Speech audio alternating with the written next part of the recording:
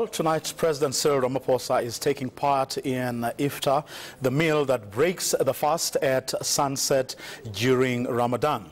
He was invited by the Muslim Judicial Council. He will be speaking at that event. Let's cross live there now, where Naledi Pandor is about to introduce the president. Of South Africa, President Cyril Ramaphosa to address.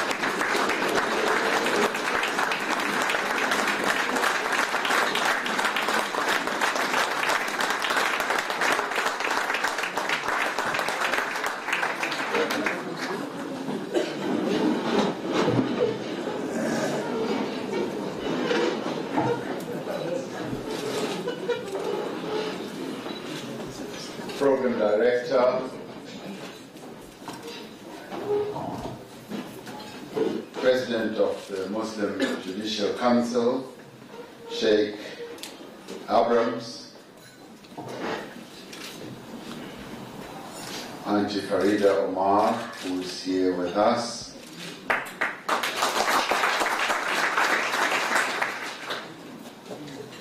all Muslim theologian bodies present here and leaders, Minister Naledi Pandor, Minister Ibrahim Patel, Deputy Minister Chauhan, Comrade Ibi Ibrahim, Comrade Kaya Makakra, the acting provincial chairperson of the African National Congress here in the Western Cape, our provincial secretary, Comrade Faiz, Ambassador Rasul, who I have to be careful to keep on calling Ambassador,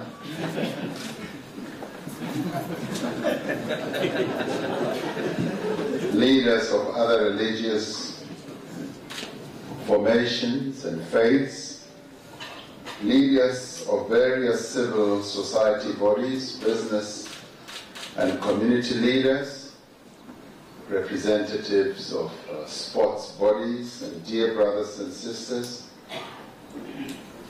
It is a real joy and a pleasure to be here and to walk the same ground on which our former leader, Comrade Omar, walked here in his area.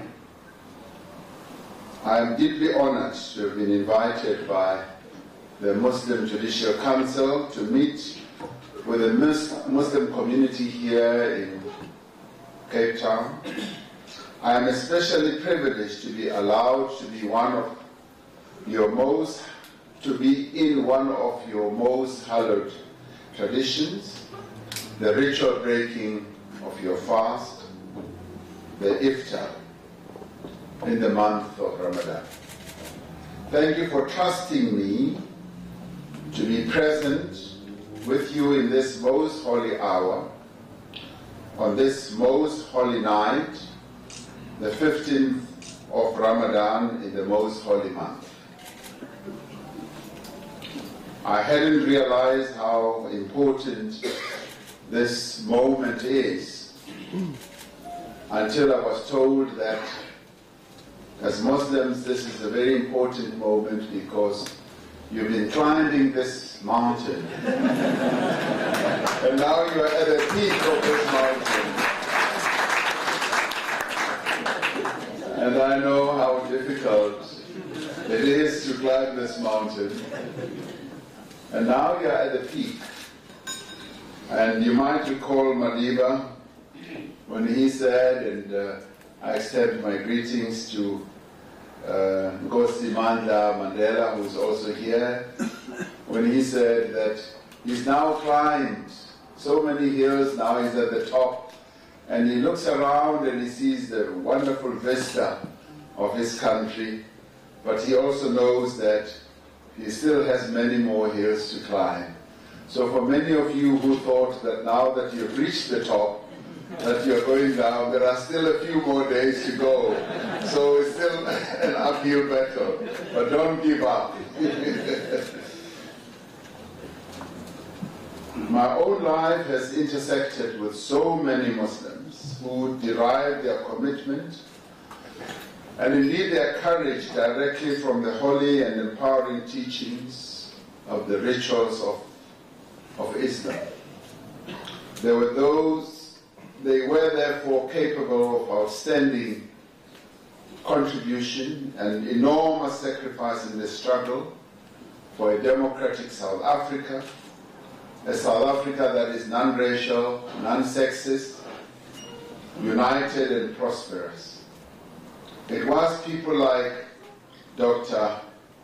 Abdul Rahman, Sisi Gul, Dala Omar, Imam Abdullah Harun, and Sheikh Nazim Mohammed, who ensured that Muslims became an integral part of the achievement and the construction of a free and democratic South Africa. Many of the forebears of these leaders were brought to this country in chains. Their devotion to the values of Islam allowed them to fight colonialism and imperialism, and they fought like real heroes and heroines, whether in the Malay archipelago or the Indian subcontinent or in Africa. A number of them, like Sheikh Yusuf, Sarki van der Kaap, and other great pioneers of Islam in South Africa, knew that colonialism, and indeed its offspring, apartheid, could never ever be justified and must always be combated. And they did combat it, and they took it head on. 24 years ago, Nelson Mandela inaugurated the new South Africa with prayers of leaders like Sheikh Nazim Mohammed reverberating across the country. On that day, we started the work to create the South Africa of our dreams. Nelson Mandela led us in that process of dreaming about the South Africa that he had always envisaged. We incorporated into those dreams the aspirations you spoke about at the National Muslim Conference in 1993, on the eve of our democracy. You wanted a constitution that would restore dignity and equality for all people. You also articulated that you wanted a country free of discrimination. You also wanted a society with freedom of worship, and you wanted a nation that could share in the growth and prosperity of the developing economy. I come here today to say that there has been much progress since we dreamt together in 1993. Working together, we have achieved a lot in what many people would call a relatively small space of time. But we are also the first to admit that there are still many challenges that remain. Like Nelson Mandela, who, having reached the top of the hills that he was climbing, said that there were many, many more hills to be climbed.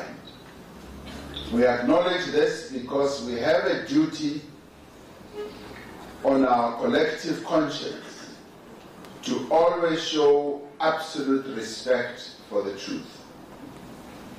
I have come, among other things, to enlist your support in the spirit of what we have now all come to understand and to know as the Tumamina moment, to help us overcome the setbacks of recent times and to regain the momentum of progress. I have seen with my own eyes that the spirit of volunteerism, which is essentially what this Tumamina concept, the send me concept, is about, that this concept of send me, of Tumamina, abounds and it is widespread in the Muslim community. I have seen it, I have felt it, I have heard it, and I have often touched it.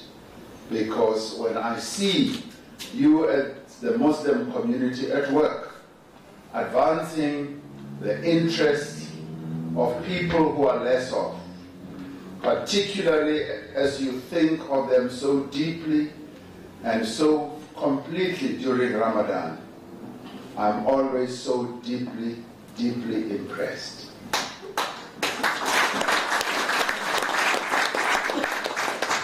Volunteerism in the Muslim community is almost your second nature.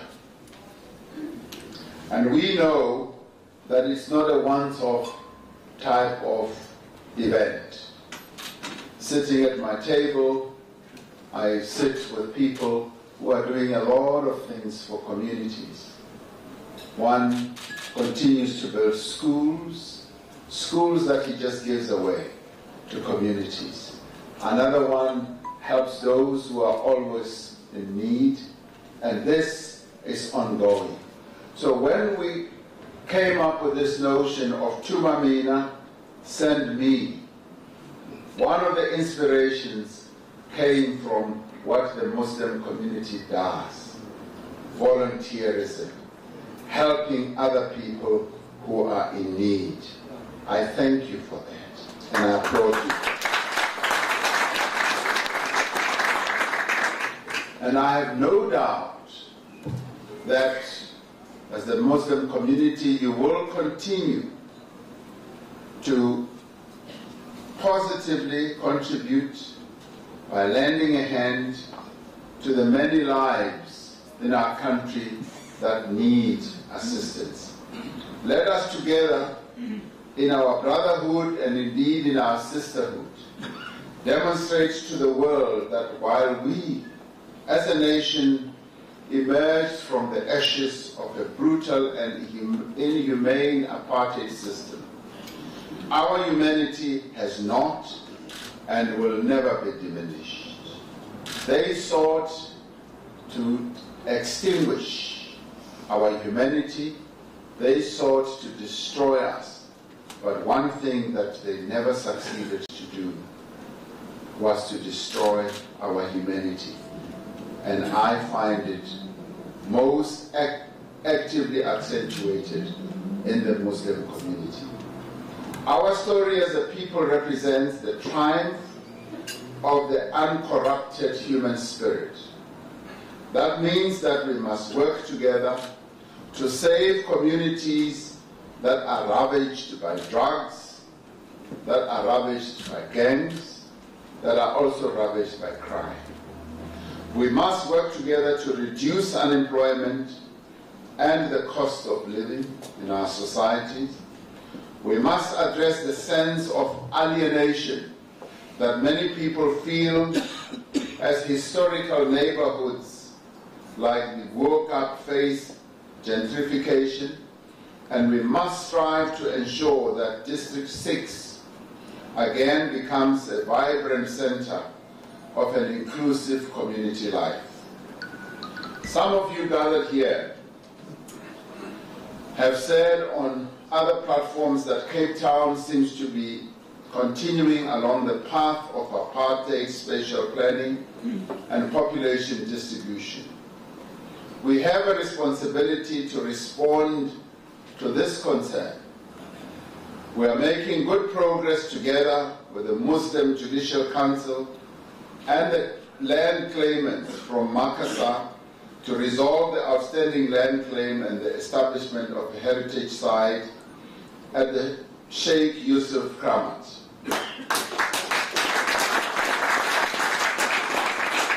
The Ministers of Land Reform and Arts and Culture have met with the leadership of the MJC. Currently, the Land Claims Commissioner is considering a condonation application, and we can expect that announcement will soon be made in this regard. This is our heritage. We must celebrate it and turn this site into a living center where current and future generations can learn about their own history, can learn about the struggles that were waged in the past. We want learners from around the province and indeed the country to visit this site to learn about the contribution that was made by this freedom fighter, Sheikh Yusuf. Next year we will also support the annual Sheikh Yusuf Festival. Let's join hands. Let us join hands and build a sustainable partnership around Makassar project, which had huge opportunities for local economic development and jobs through tourism. We want our friends from Malaysia and Indonesia and other countries to make a yearly pilgrimage to Makassar. Let us be ready to receive them as they come in their hundreds, in their thousands, and hopefully in their tens of thousands. Friends and compatriots, we have a responsibility too to support those who feel patronized, those who feel marginalized and humiliated by those who want to deny the role of colored, Indians and Africans in the development of sports like rugby and cricket for more than 100 years.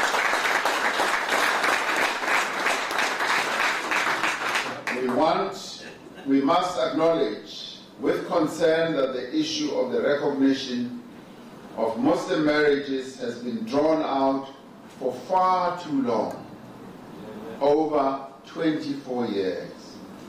And increasingly this is going to be a matter that the courts will decide in the absence of consensus between government and the Muslim community. But we can find solutions.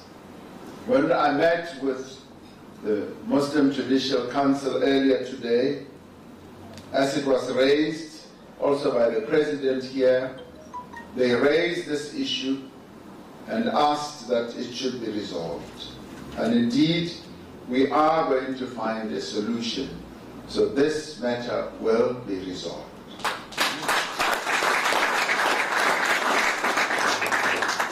But we must find a solution that will be consistent with both the best values of your faith and the fundamental principles of the Constitution of the Republic of South Africa, your republic. If we are to send you to build this country, then we must, as the ANC, admit that we may have disappointed you in recent times through the prevalence of corruption and neglect. We are determined to obliterate those practices that serve only to erode our moral credibility as the leader of society. Over many, many, many months, each time whenever I came to this area, the issue that continues to be raised by many of you, some of you who are sitting here, was the issue of corruption and how we, as the African National Congress, was approaching it.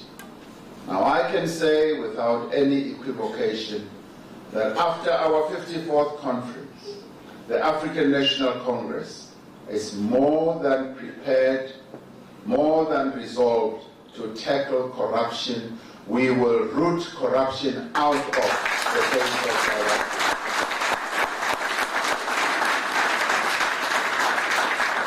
If there is an issue that has been raised with us as leaders of the ANC over and over and over again by our people, it is the issue of corruption.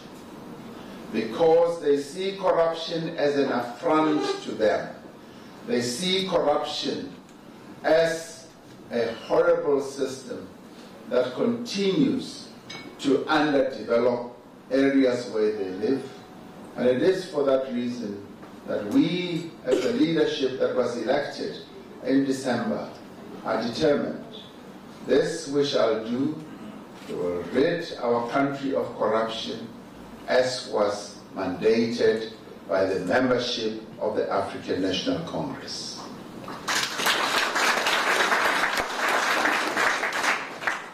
We are resolute that we will take full advantage of this new spirit of hope that is prevailing through our country, the spirit of hope and renewal that essentially has engulfed the whole country to decisively deal with all the ills that did beset us in the past. And we will do so as we deal with corruption both in the public sector and in the private sector. Because there is also corruption in the private sector. It is not only in the public sector. Inspired by the decisions of the 54th National Conference of the ANC, we are going back to our timeless values of selflessness, the values that people like Dara Omar, the values that people like Nelson Mandela, Walter Sisulu abided by, the values of humility, the values of hard work and respect for the people.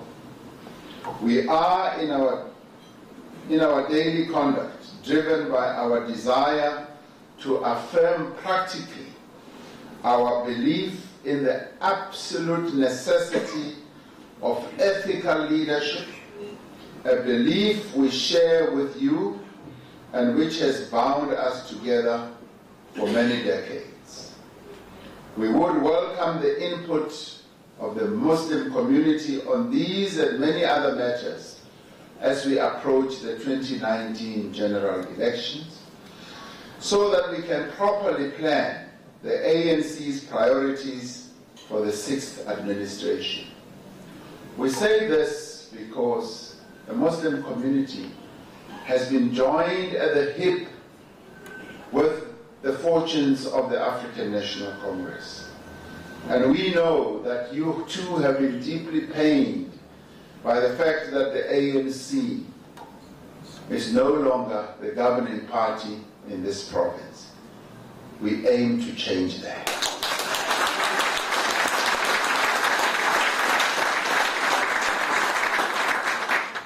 When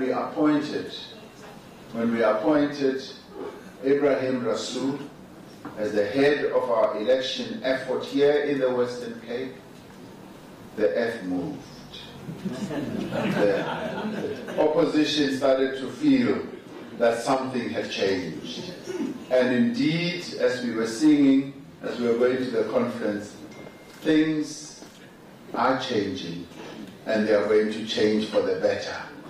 Because he is going to help lead a very ethical, a very effective election campaign, working with all the other colleagues here in the Western Cape.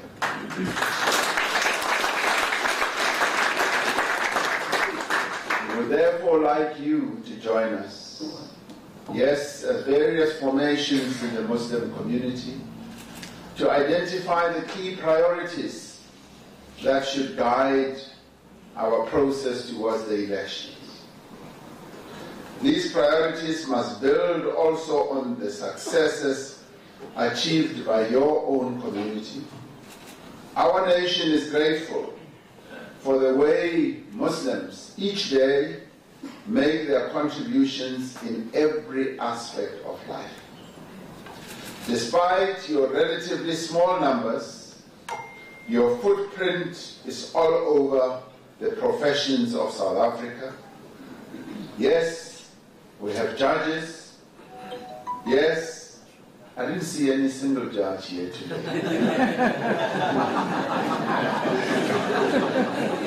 And I didn't sit next to any single judge. we have judges, we have health professionals, we have people in the education sector, we have people in top levels of government, we have people in sports, we have people right across the various endeavors that South Africans get involved in. Your influence is also felt in our economy, from the boardrooms to the factory floors. We look to you to be part of the national effort to grow our economy, to generate investment, and to create jobs.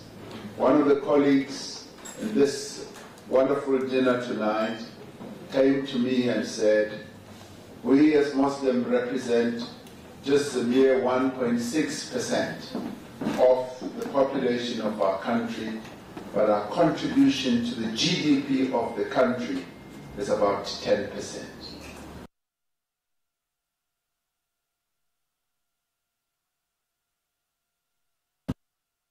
The resources and the skills to be integrally involved in building an inclusive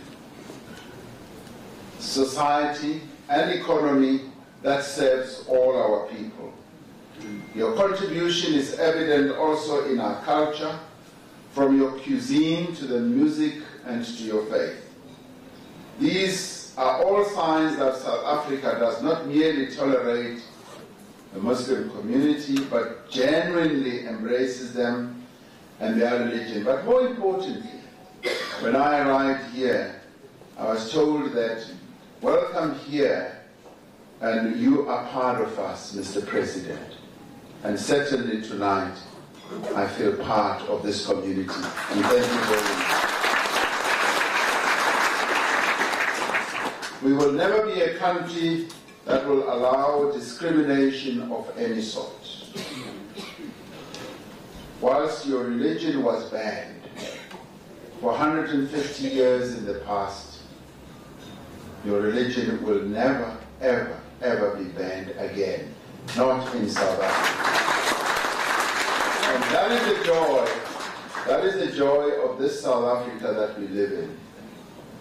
As Madiba said, never and never and never again shall the evils that we've committed in the past ever be allowed to be committed here.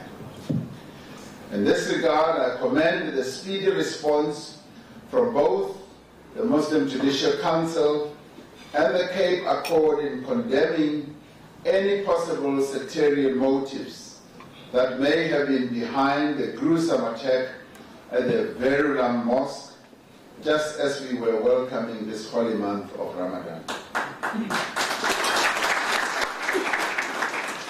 As Sheikh Nazim's prayer ended at the Union Buildings in May 1994, the newly inaugurated President Nelson Mandela made a vow, as I was saying, never and never again shall it be that this beautiful land will again experience the oppression of one by another and suffer the indignity of being the skunk of the world. In the year of Madiba's centenary, which it is this year, I commend you for ensuring that we will not tolerate hate speech, that we will not tolerate preachers of hate against our name and in our name, and that we will honor always the ethics of disagreement, the ethics that Islam pioneered in its theology and management of its own great internal diversity. It is these ethics that allowed your religion to embrace every continent, and it is these ethics of diversity that we need to infuse in our own nation so that we can work more for a non-racial, non-sexist, non-sectarian and united South Africa. Let these values, which we all share, guide us as we reach out to our brothers and sisters across the world who continue to suffer oppression, exploitation and dispossession. Let these values guide us in our support for the struggle of the Palestinian people for self-determination, peace and justice.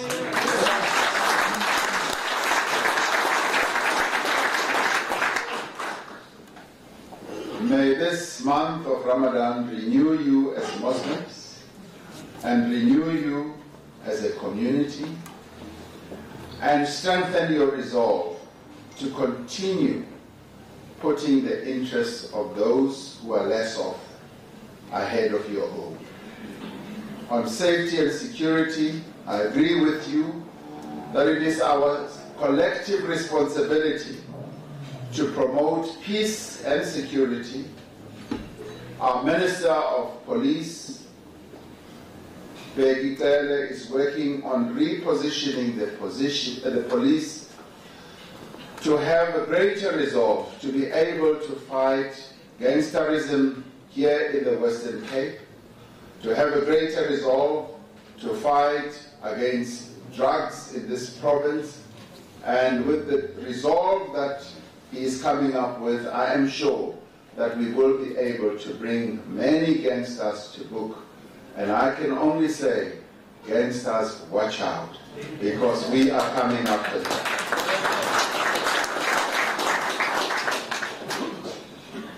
I'd like to thank the MJC for being firm against extremists, making a very strong statement against extremists, and we welcome this because we should never allow extremism in our country. We are a country that has embraced the values of Madiba. We have embraced the values that are clearly articulated in our constitution, and South Africa should never be a place where extremists find fertile ground amongst our young people and amongst any of us.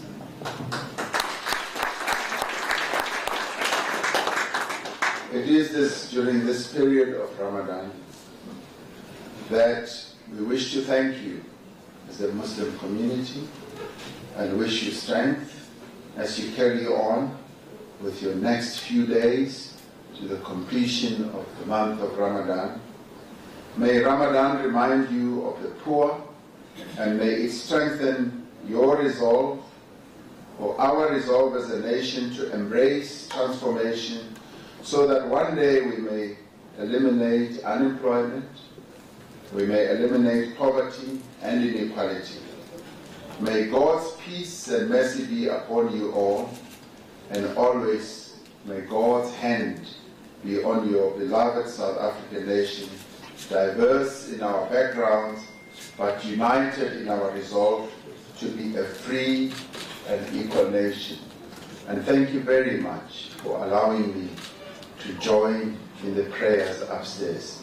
It was the most fulfilling moment for me. Thank you very much.